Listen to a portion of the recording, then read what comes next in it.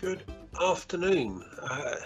Welcome to another Select webinar. This time we're joined by Revolution Events in the shape of Deborah Ward-Johnstone and Emily Taylor. I'm going to leave it a minute or two. Typically with these meetings that start at the top of the hour, people often turn up at about 5 past because they're desperately running out of the last meeting and then joining this. So I'm just going to leave it a minute or two while we wait. You can see the contact information for all of us there. So we have Deborah Ward-Johnstone, as I say, is the Group Events Director Europe, in fact, for Revolution Events. We also have Emily Taylor, an event manager and the first person I met at Revolution in March last year sometime. I'm Nick Ellis, you can see me there, digital transformation consultant, and the production and making sure that you can see the right people at the right time is Jig Meta. So as I say, we'll just hang on a little while just to see, give people an opportunity to finish one meeting and then come join us. So as I say, my name is Nick Ellis. I am digital transformation consultant here at Select Technology, and I am joined today, I'm delighted to say, by Deborah Ward-Johnstone and Emily Taylor of Revolution Events. Now, I think what I'd like to get into straight away is a very quick discussion of what Revolution Events is and background, history, and so forth. And then we're going to move on to, obviously this year has been a very challenging year for the events industry. So Deb, do you want to give us a quick overview of the company, the 30 seconds? Wow, I'm not sure I could fit it all into 30 seconds. All right, you can have a minute. I'll give it a bash. So Revolution Events, we are a fairly boutique event management organisation, and we are born from two MDs that had a really great vision from their previous lives in the exhibition world. And we run in various industries, education, business, information management, procurement, and we run all sorts of different events. So we have our own brand events, we have client-led events, we have private events, we have award ceremonies, exhibitions, conferences, kind of you name it, we do it. But we do it with personality, we like to think, and our main ethos is we work with every stakeholder to make sure that the events are right for them. Okay. How long have you been going? 21 years this year, actually, our 21st birthday, and I'm not sure we're going to have a wild party. No. Well, congratulations, 21 years. That's quite a thing, isn't it? So I kind of, we have to, it's not even an elephant in the room, is it? It's an elephant that's come through and stamped on the room and destroyed all the furniture this year. In terms of the obvious lockdown and what have you. For the events industry, that's been, I can only assume, something of a disaster this year. But we are seeing some suggestion that things are going to start to unlock later in the year. What's your thoughts on that? Where are you going with that, do you think? We're trying to look at this really positively. It's, what's happened has completely blown things out of the water for everybody in every respect of life. And in terms of events, yes, of course, as lockdown happened, in fact, I think our last event was our exhibitor masterclass in the second week of March. Then we have had to postpone events and push them further down the calendar line. However, what we're trying to do as an organisation is make sure that we are using the time where we've been a little bit down to train ourselves, to make sure that all of our planning is in place, update some of our IT, etc. But I mean, great news last week. Conferences and events got a name check by Boris, and we were all waiting for it and really pleased that it came.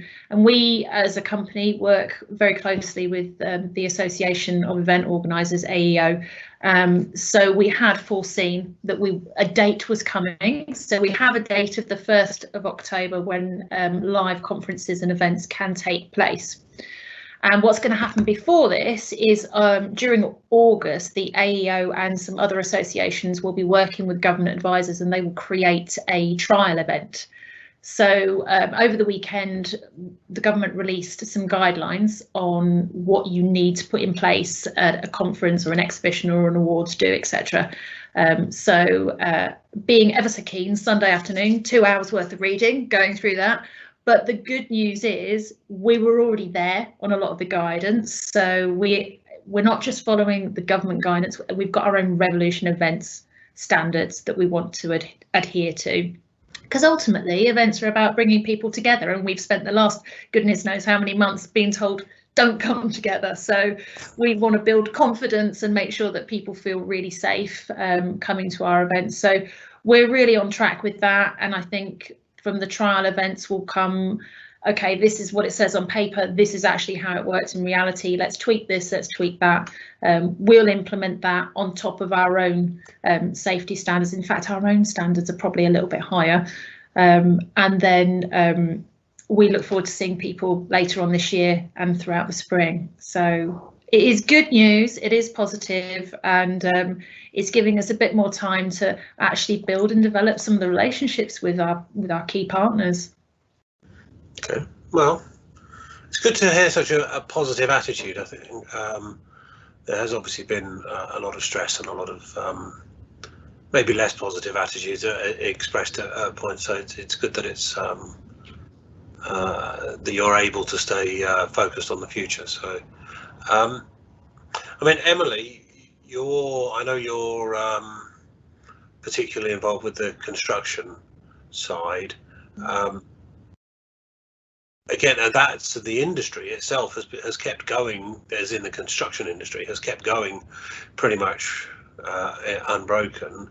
What are you hearing from your contacts and your clients in terms of how they see their industry, how they see events, and what they're likely to be looking for from you guys going forwards? Yeah, I mean, like you say, the construction industry itself never really sort of stopped. But you know, we did still have people booking to exhibit at the construction show, which was originally on the 1st of October.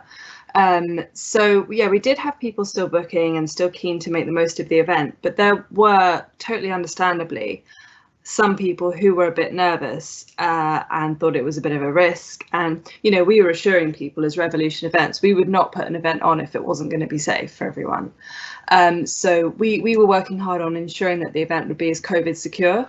But now we've decided to move. So it's February 11th next year. And the feedback we've had has been so positive. I think it's just people are breathing a sigh of relief because they're like, hopefully by February next year, we really shouldn't have these sort of social distancing measures, etc. in place by then, so it can get like as back to normal as possible.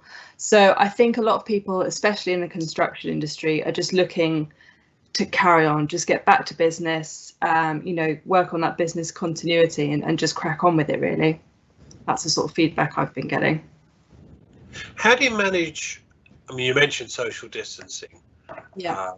I'll be honest, I'm not sure I quite share your optimism about February. I suspect there's still going to be some kind of regulation involved there. How do you manage social distancing at an event? Obviously, I've been to lots of them, and it's often hordes of people, and the particularly exciting or interesting stands tend to get, you know, groups gathering around them. How are you going to be able to manage that, do you think? Well, we've got a whole sort of COVID standards and policies page on our website now, just to really, you know, be totally open and honest with everyone and let everyone know what our thoughts are. So loads more hand sanitizer everywhere, one-way systems on the floor plan, bigger aisleways in the floor plan, so you know you're not as close to everyone, because obviously, a bit like Deb mentioned earlier, a live exhibition and conference is pretty much hell for anyone who is trying to keep socially distanced from other people. So yeah, our main challenge would be to ensure we still deliver a great event, but also adhere to the government guidelines. But we were totally prepared for it. We were really, as in prepared to work on ensuring the event was COVID secure. So yeah, loads of measures in place, like a contactless registration. encouraging exhibitors to have scanners to capture data instead of, the traditional shaking hands and swapping business cards. Loads others, but yeah, like I said, it's all on our website, our sort of plans. But now I think we're just, for the construction event particularly, it's February now, so I'm being optimistic and I'm hoping by then there'll be less to worry about in that sense. But who knows, a lot could happen, but hopefully it doesn't. One of the challenges I think I can see is masks as well. If people are masked, a lot of that, they do take away a certain amount of that rapport, because you can only see a third of someone's face. They are developing clear masks. Ah, that's interesting. Yes, that's very interesting. Really interesting. In fact, that was actually instigated by the Institute for the Deaf.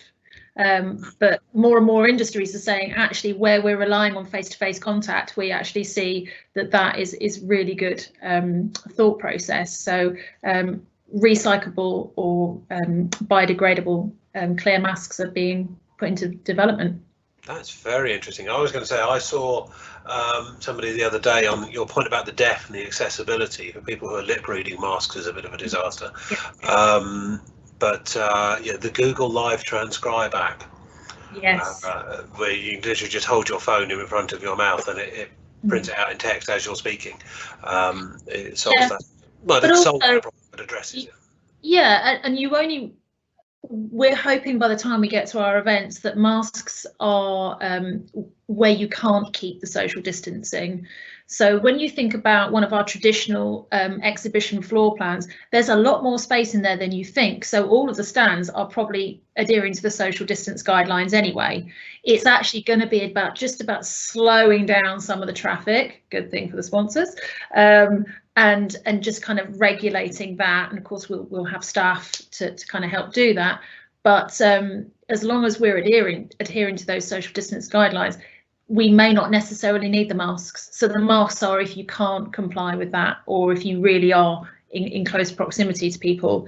And I think one of the challenges for us will be the seminar rooms. However, Emily with BVL and construction, and also our Education People Show, we use the Kent Event Centre, which is brilliant because we have so much space to play with. So we can change the layout. Instead of having it theatre style, we can have cabaret or classroom, and just people have a little bit more space with them as well. So there's definitely, we are thinking about everything and really planning for the best whilst secretly preparing for the worst.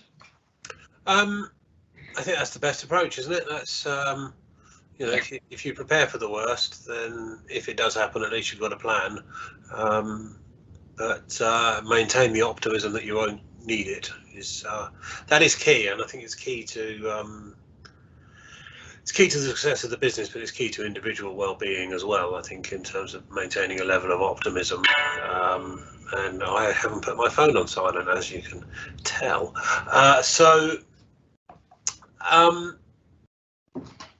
Looking back, obviously this year for the events industry, as I say, you've not been able to stage anything. I think it says it's February was the last one you did.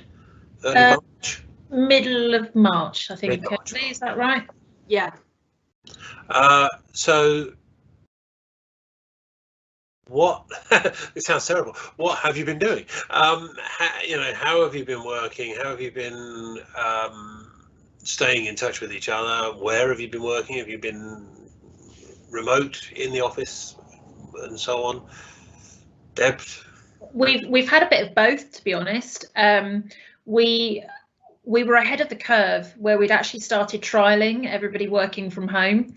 And we're really pleased that we did that, because we did have a few niggly bits and pieces that we needed to sort out. But come the 23rd of March, the full team were fully equipped to be working from remote offices, whether it be the bedroom, the bathroom, or the living room. And then we did have a contingency that were popping into the office because we did have to check the servers and we had to check the building for security, etc. We have been really actively encouraging all the teams to take on additional training. So we did utilise some of the furlough scheme and really encourage people to do something outside of work or something that might complement work. I mean, I could probably do this whole webinar in Spanish by now. I couldn't.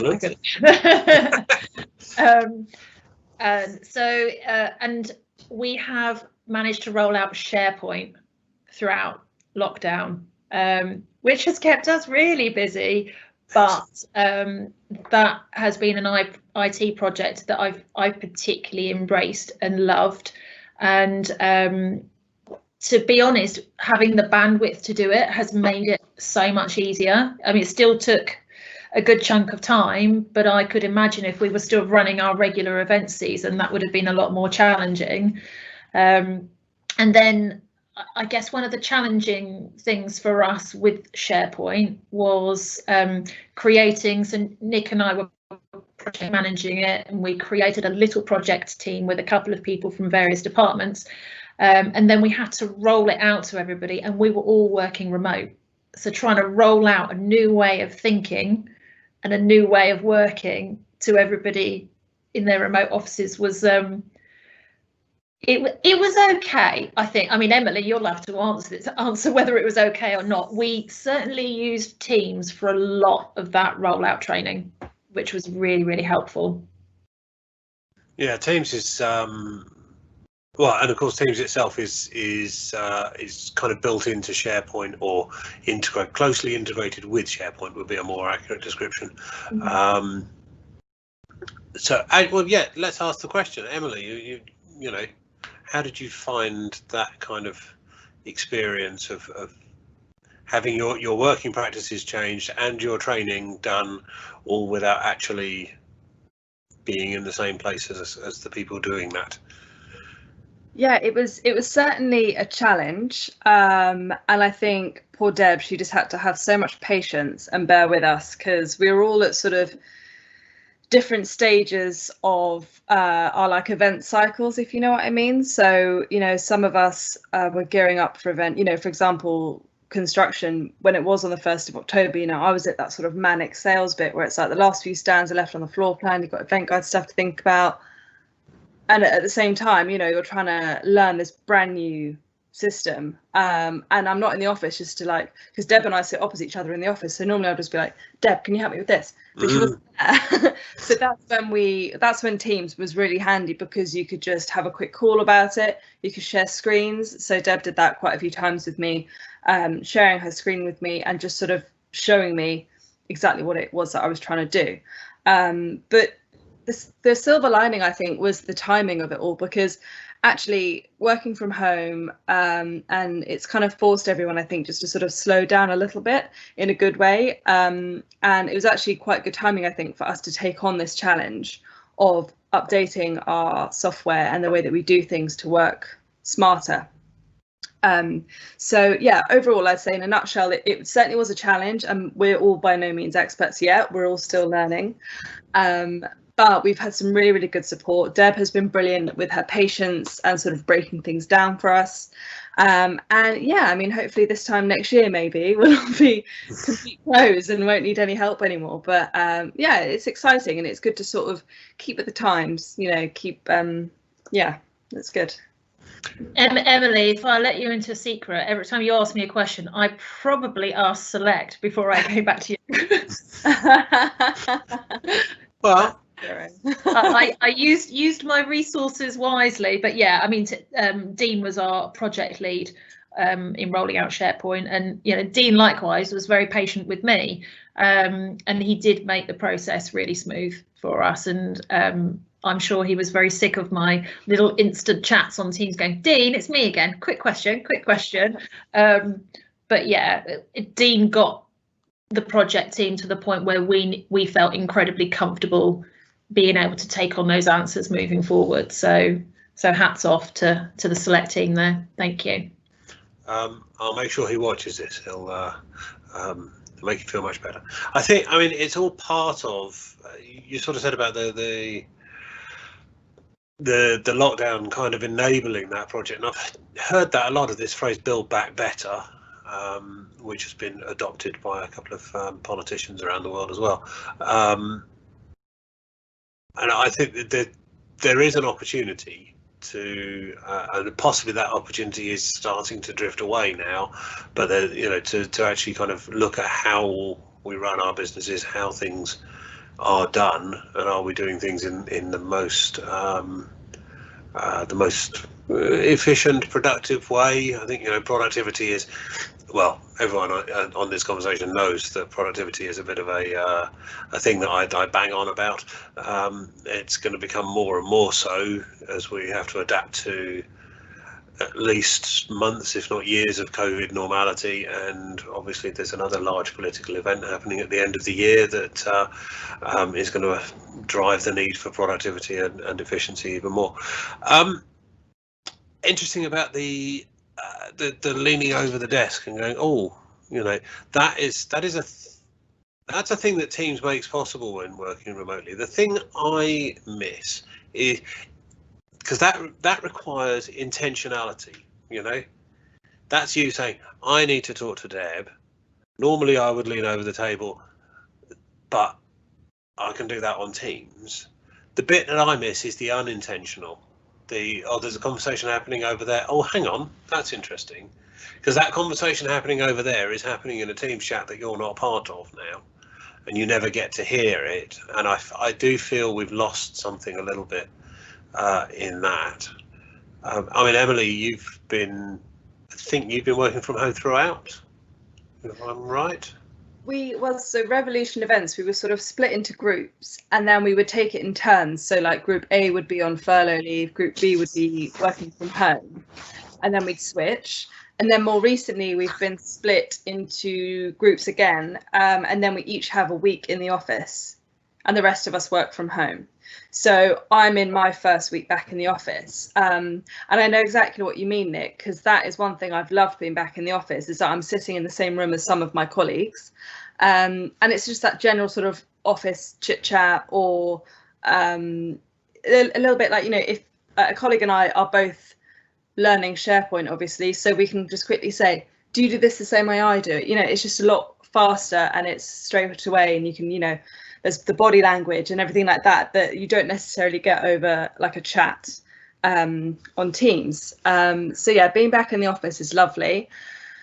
And yeah, I mean, there's pros and cons for both, really, isn't there? I found, working from home or being in the office. I do like my setup in the office. Obviously, I've got like a bigger desk. I've got a couple of screens, which is nice. But I'm just as fine at home as well with a laptop. It's grateful for what I have anyway. It's just making it work, isn't it? Regulars to these webinars, of which there are some, believe it or not, regulars to these webinars will know I have a 5-screen setup at home. So when I go back to the office, I'm going to end up with less desk space and less screens than I've got at home. So, but yeah. So business continuity generally, obviously, is a big subject at the moment. How do you guys plan for, actually, there's a couple of parts. There's your own business specifically there's that, like, how do you plan for the continuity of Revolution events as a business? But actually, I'm quite interested in the continuity of specific events. How do you guys plan for that? What do you have to consider? Yeah, I'm not really sure quite what the question is, but in terms of, like, I'm just thinking like weather disasters or I'm just interested in business continuity as a thing there, whichever one of you wants to take it. I think from a Revolution events angle, the continuity has really been in making sure that we've got key teams working at any one time, or key teams working in the office. There's always been a point of communication, and actually using Teams has been really helpful for us. So we have a different team for each event. So everybody that's involved working on each event is in that team, and then within that team, we've got all the different channels. It might be logistics, it might be delegate marketing, it might be sponsor marketing, it might be timelines, programs. So all of that communication is very transparent across the team, probably, you know, more so because you can't pick up on those conversations. Somebody over the other side of the office might be talking about the program timings and you're going, oh no, hang on a minute, because I know that you know, we've got a breakfast and we won't be able to turn the room around in time. So you do miss a bit of that. So we try and keep, well, probably from the Revolution and the events angle, we're trying to use Teams to do that, but also kind of having the video calls per event. But I mean, Emily, you work on different events to me. For me, it's just been about communication, just making sure we're communicating with all of our stakeholders, whether they be sponsors, whether they be delegates, whether they be key clients, whether they be suppliers.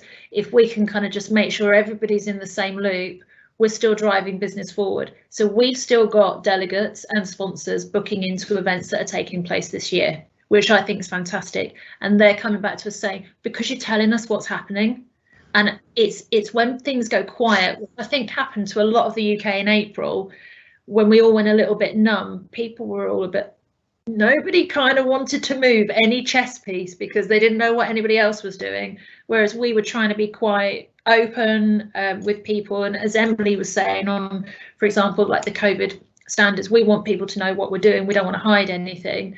And through that, you're just developing those relationships and just keeping your business moving forward. So the fact that we're still processing contracts, the fact that we're still registering delegates for events is, in my mind, really, really positive.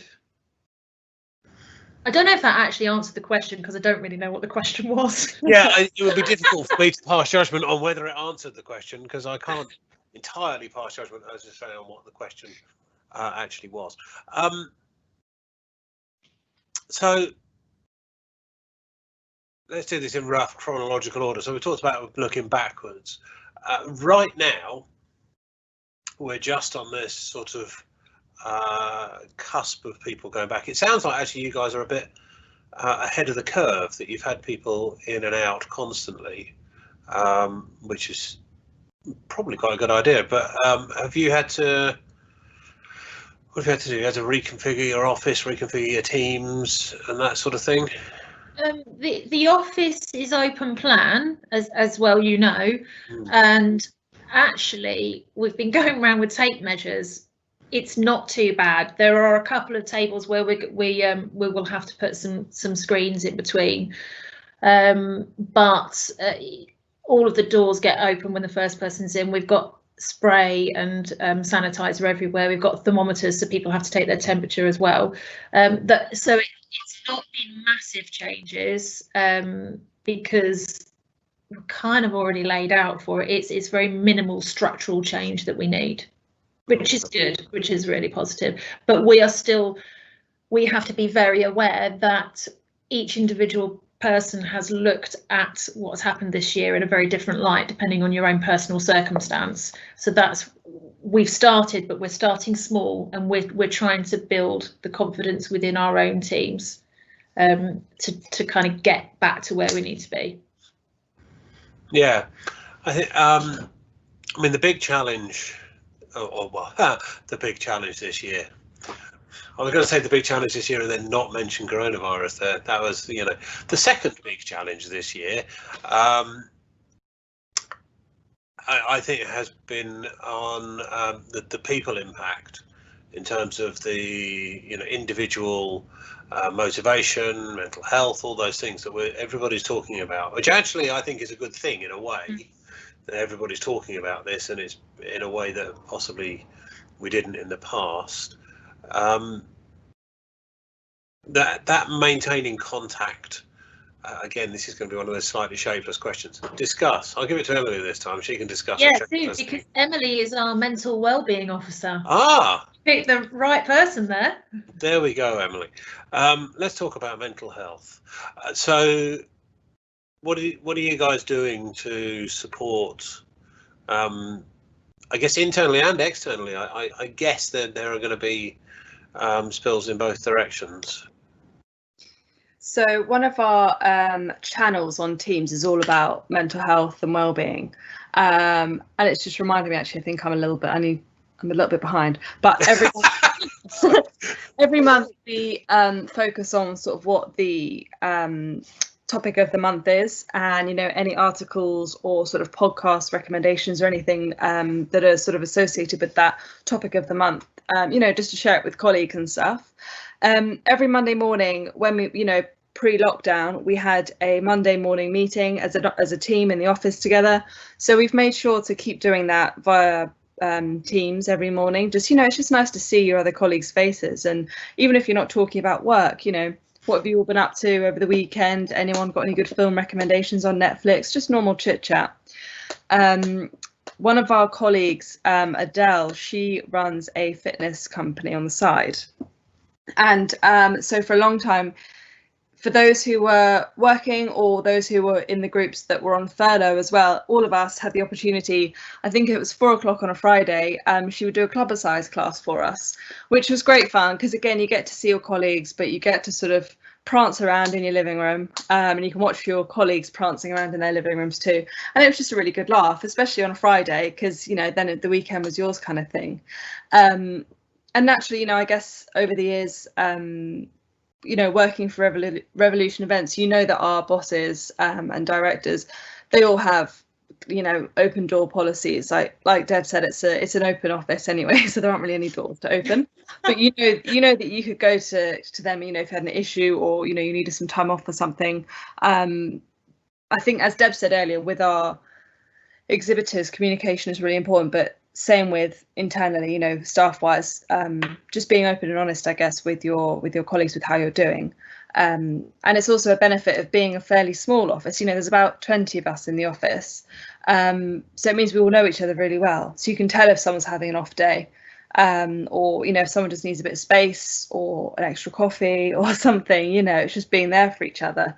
So that is something that being split up hasn't been great for, because people who aren't in my group, I might not see them physically for like another 2 or 3 weeks. So that's when I really rely on our Monday morning meetings to just see their faces in our group calls. So yeah, I guess that's in a nutshell sort of the kind of things that we do.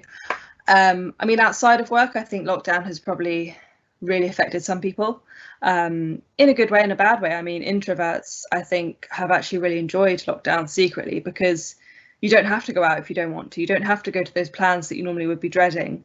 But on the flip side, I think a lot of people have struggled with loneliness, especially if they live alone. So I think it's affected everyone differently.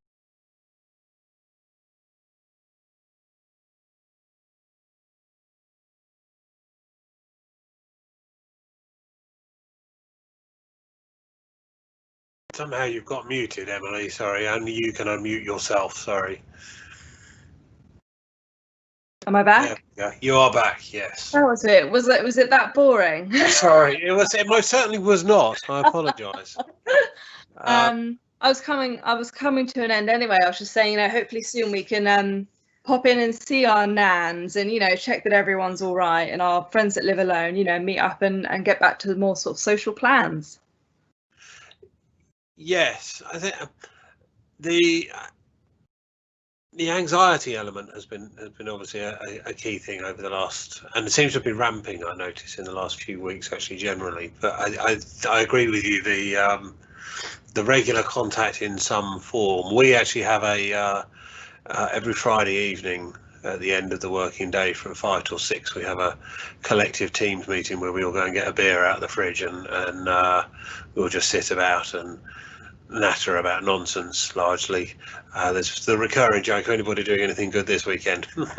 No, we're really just sitting in our house, the same as we have been for the last 4 months. But one of the interesting things that I've found, sorry, this is a slight tangent, but a couple of things you said made me think of it.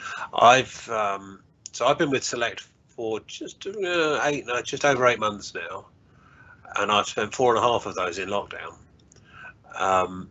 So that kind of bonding thing, I was just starting to feel like part of the team, and then suddenly, boom, gone. And there are people. There's at least one person at Select and around the economy who've never actually met their team at all. We've got a chap who joined us in end of March, early April, I think. So he's never been in the office. He's never met any of us face to face. And those kind of weekly meetings and catch-ups and what have you, I think are essential in that scenario. Time presses on. So looking forward then, as we said at the start, the restrictions on the events industry are expected to be lifted on the 1st of October, which how are you planning now?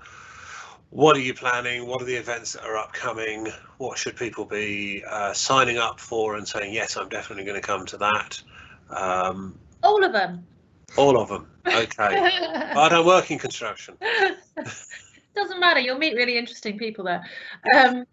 Yeah. Well, I mean, we could go through a whole chronological list, couldn't we? Really, we've got a whole series of education events coming up now. Obviously, education has been massively impacted by what's been going on in the world, and funnily enough, we have seen a surge in delegate registrations, and I think that's because how the schools have been working differently has allowed them to have that business process chat. Actually, are we doing this right? Is there a quicker and easier and more smoother way of doing this? So their needs and wants have probably kind of come up the to-do list, plus also the government funding that education are getting at the moment. So the next year is a big year for all of our key education events. If I can give them a plug, we've got one in Kent, one up north, one in the east and one down south. Sorry, Ellen, I can't remember where they are. So that's quite a key market for us. We have we've got a couple of awards dues that are in the e-commerce and the security sector coming up. So that's interesting that we're looking at doing them slightly differently. So today we were talking about instead of having an awards do where you get up, you shake hands, you stand there for the camera, we're going to have to slightly change it around where we will go and present the award to the table. So just bearing in mind the little things that we might need to do, because of course you can't be seen to be encouraging people to shake hands at the moment, you know, and things may loosen up by the time we get to the end of November. So yeah, we've got to kind of roll with it. And the other one we have this year is a residential one, and I have to say actually probably for all of our events and including our Kent events as well, our venues have been really helpful in working with us. What do you need to make this event happen within the guidelines? And that for us is space.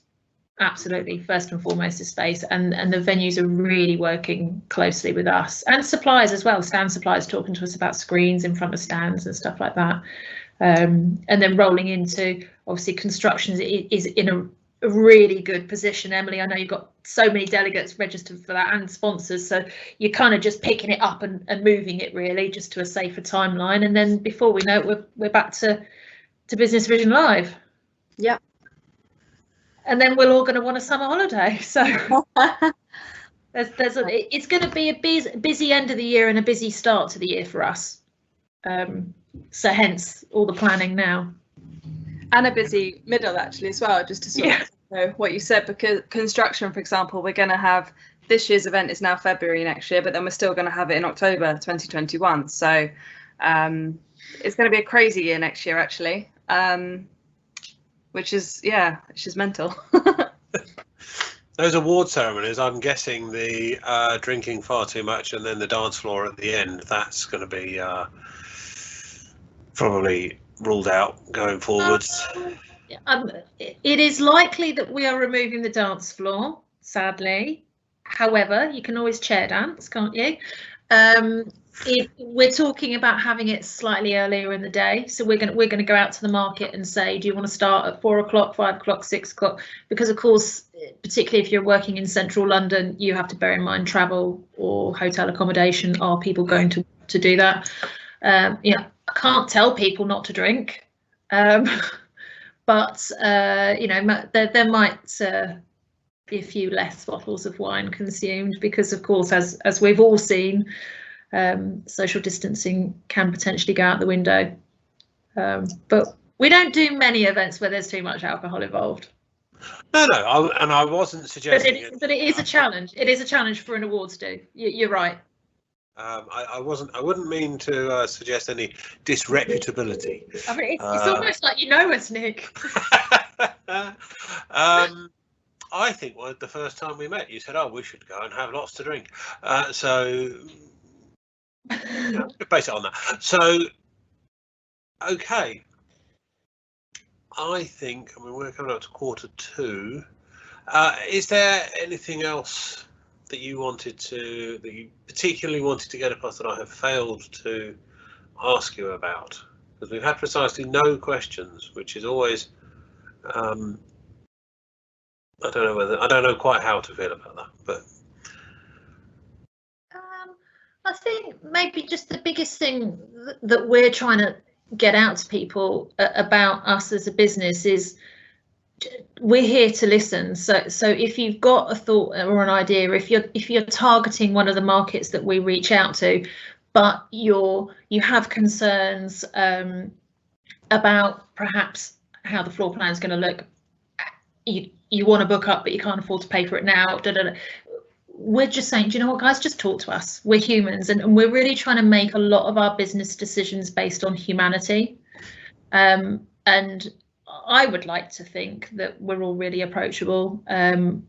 We deal with everything on very much a one-to-one basis. So we speak to all of our sponsors, we speak to all of our delegates, we speak to all of our speakers, etc. We're not a machine, we are real people behind those emails. So and we've all had a tough ride. Everyone's had a tough ride. We're incredibly lucky to be in jobs. And you know, thanks to our MDs for helping us kind of keep on track, and therefore we're all trying to give back to our business. So if I could say anything to people out there is we get it. We've all had our own various personal circumstances that have been very different but very challenging in one way or another. And you know what, even if you don't want to go to an event and you just need to pick up the phone and speak to somebody, we're loving it. I've never been having so much more phone calls. Normally a lot of my business has been email, but people are actually willing to pick up the phone and speak to people now, which, as you can tell, I talk a lot, so I love it. Yes, again, going back to that first time we met, which I think was supposed to be an hour's meeting, and we were still there at 7 o'clock at night. Yes. I'm also a bit of a talker, so yeah, my mum has a theory. Oh, excuse me, that was my dog having a sneeze. I do apologise. Yeah, my mum has a theory that the world is divided. Right? Sorry? Dogs are loving lockdown. They're like, oh yeah, up and down in here all day. Well, yeah, although he sometimes gives me a look like, what are you doing here? Why are you still here? Go away now. Emily, let's finish up with you. What's the one message that you'd like us to take away? I didn't give you warning that I was going to ask, so that was a pressure. No, I mean, to be honest, I think Deb has put it really well. Like we're here and we are only human. So whatever your circumstances are, we're more than happy for you to just pick up the phone and give us a call, because I think people assume that because some of the events we put on, we must be a really big team, like a big sort of corporate office full of people, but we're not. Like I said, there's only 20 of us. We're all, I think we could confidently say most of us are all friends outside of work as well, you know, and we like to have a laugh as well. So even if you're calling, like Deb said, just to sort of keep us in the loop with what your plans are, you know, are you back from furlough? What's the plans? We're here to listen. So, you know, you probably will get sales emails and stuff from us, and it's real people writing those emails. So if you've got feedback, constructive criticism, anything like that, just let us know. So I guess to answer your question, the main message is we're here for you. I know that sounds really cheesy, doesn't it? But we are, in a business sense. You know, our job is to get people to these events and to put these events on, but they don't work unless the people get involved. So however we can help you make it happen, then let us know. Yeah, I agree with that. I would echo that. Maybe is the right term. And I actually that pick up the phone and reach out, or Teams me. You know, I would say the same as well. And one of the nice things that has happened is people are having conversations now that I think some of the sort of veneer of professionalism, although those that know me know I never really had much veneer of professionalism, but that sort of that veneer of professionalism that maybe was preventing people from having human conversations because we were having business conversations, and some of that has been stripped away, and I think it would be a shame to lose that and go back. And I'm always happy if people just want to ring up and say, hi, it's Tuesday, let's have a chat. Yeah. I think that's, you know, although if my bosses are listening, obviously I would be, you know, I'd be multitasking and being productive at the same time. Exactly. Well, interestingly enough, I was speaking to somebody yesterday about an event that's taking place in February, and we were chatting about economy, you know, and she took the words right out of my mouth, and she said, you know, I find I'm talking to strangers on the dog walk. I'm like, yeah, me too. She said, I find I'm talking to somebody in Tesco's. Yeah, me too. Just because we are human and we are driven to have this face-to-face communication. So she said, events are going to kickstart the economy. That is going to get people and business back on its wheels. And she said, and people will go, because we're almost craving this face-to-face contact with people. And I generally, I think events are going to be stronger than ever. But you're right. Let's not lose what we've managed to develop and nurture out of ourselves. I think the willingness to say, hello, I don't really have anything particular to talk about. I just wanted to reach out and say hi. And also the willingness to sort of stop and go, you all right? Mm. You all right? Is that okay? You know, that I think maybe previously we would have been a bit more guarded about. So I think that's a positive that's come out of all of this. Yeah. Well, thank you very much. I've enjoyed this. It's been fun. Thanks. Inviting us. Well, it's a pleasure to have you. And I will finish on the anecdote that everybody has heard many times, but the power of events. So this webinar is happening because Revolution have a relationship with Select. However, I've known Revolution longer than I've known Select, despite being on the Select side of this. I wandered into a Chamber of Commerce networking event in March last year in the dark, I think, and it was raining. It was really grim, and I drove all the way to Maidstone, so which I live quite a long way from Maidstone. So anyway, it was dark and it was raining, and there was Emily, being fabulous as always, and sunshine. Yeah.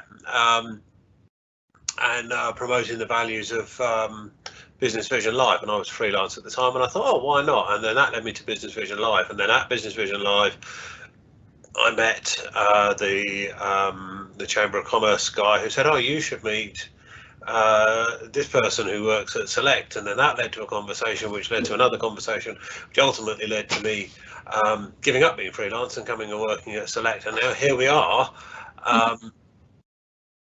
You know, so the power, you never know, you know, that rainy Wednesday afternoon, if I'd succumbed to my desire to curl up on the sofa, put a fire on and watch Netflix rather than get up and go out and do some networking, you never know where these things are going to take you, you know.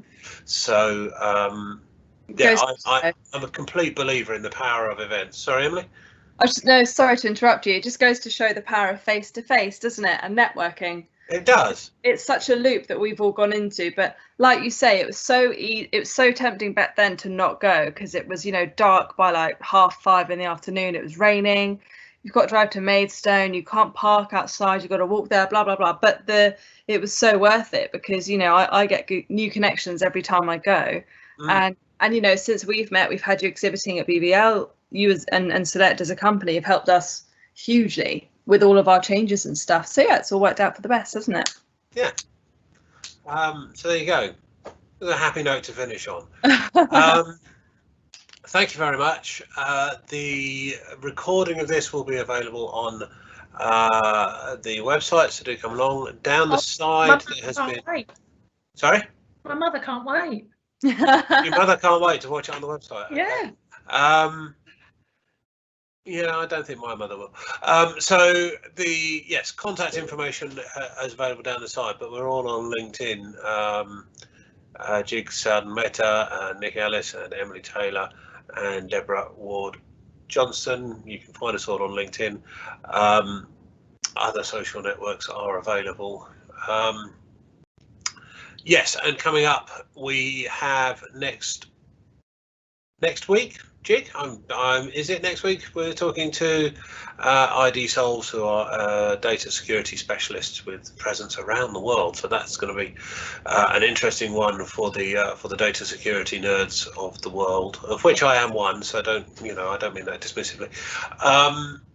Thank you very much for your time. Thanks for joining us, and look forward to speaking to you soon. Thank you. Nick. Thanks for having us. Yeah, enjoy the afternoon.